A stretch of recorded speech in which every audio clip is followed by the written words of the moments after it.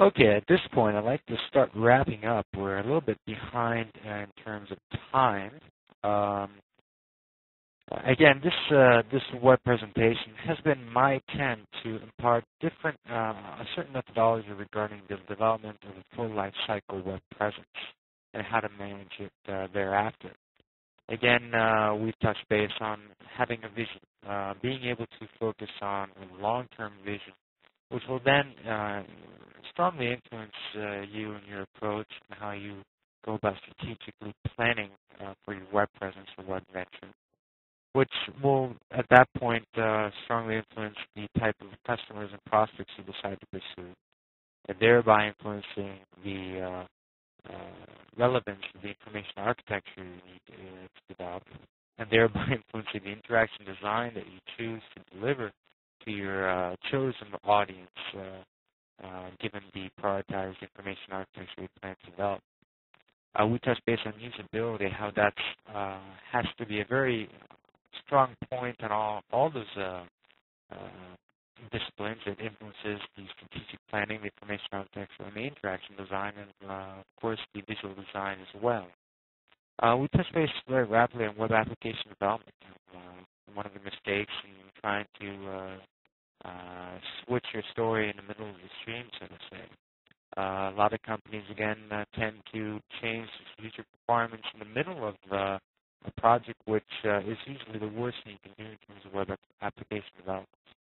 We went into some of the processes that go along with deploying web applications.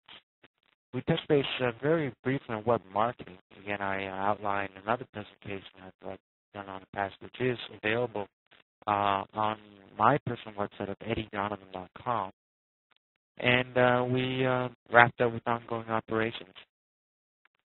My belief that the essence of success within a web presence lies in coding all these different components into scalable parts of a much bigger vision, and being able to keep a logical continuity will usually enable you to leverage your investment over and over again. At this point, I'd like to call your attention to the people who have sent emails at the beginning of this web seminar. We asked anyone who wanted to ask questions, they can just email them over. The emails have been received. At this point, I'd like to start answering some questions. We don't have time to answer all your questions, unfortunately. We're only going to get all the time to do 2 or 3. But let me get started, and let me thank everyone else who I will not have time to answer this evening. First question is from Mark Miller from Mountain View, California. This question is, do you advise a Unix or IIS or a web server platform? Again, Mark, in terms of choosing Unix or IIS, I believe you really need to look at your current resources.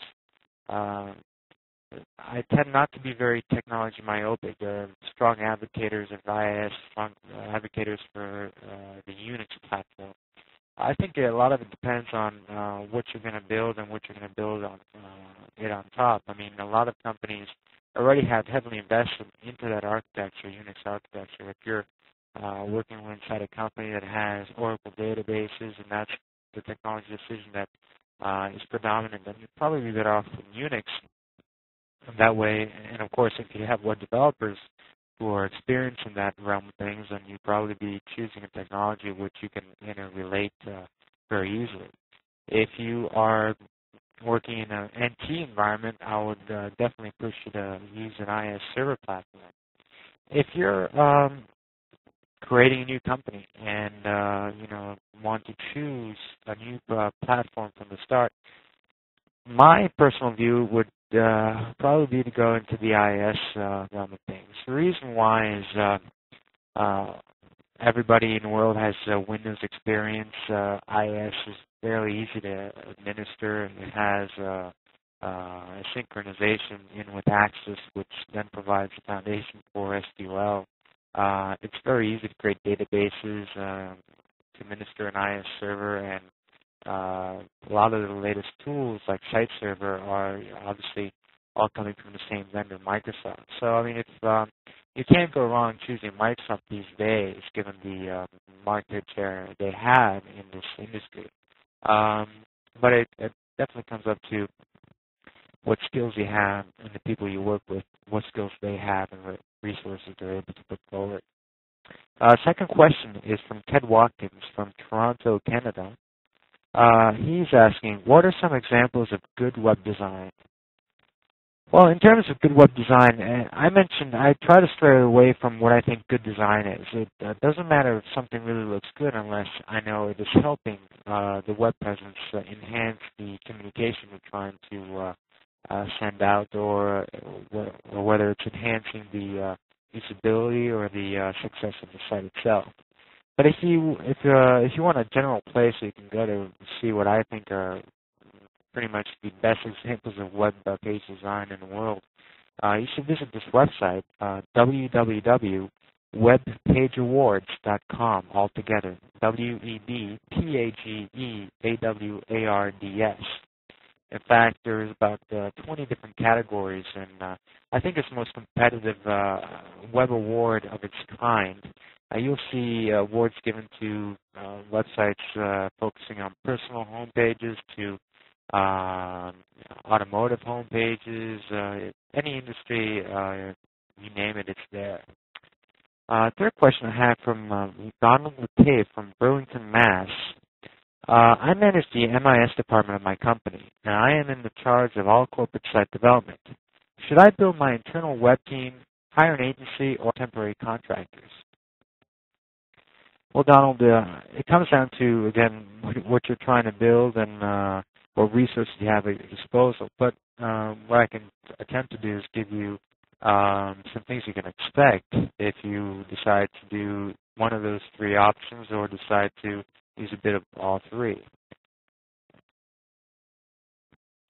If you're looking to build an internal web team, make sure that if you're in a very large company, definitely get an information designer. You're going to need that type of person to help the business people really articulate the content they want, and anyone else will be included into that creative process. You'll be looking to get obviously a web designer or a graphic designer, and somebody who has programming capabilities, whether it's ASP or C Drive, Perl.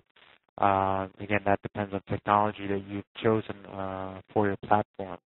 If you're looking to hire an agency, sometimes that is very useful if you're involved in kind of a political onslaught of indecision within your company. Sometimes an external agency has an easier approach because they can come in from the outside, have an external view, are not confined to politics as much as an internal team.